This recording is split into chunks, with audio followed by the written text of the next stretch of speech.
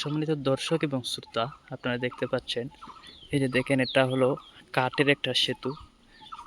নিচে একটা খাল, এটা বাংলাদেশে অবস্থিত।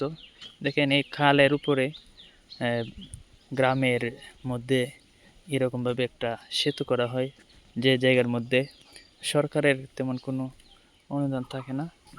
এরকমভাবে নিজেরাই গ্রামের মানুষরা একটা সেতু নির্মাণ করে থাকে।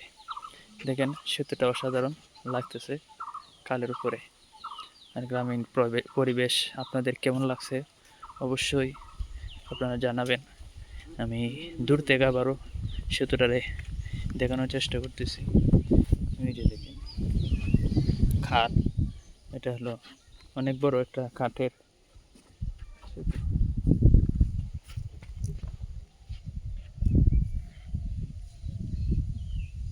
আকাশটা দেখেন অসাধারণ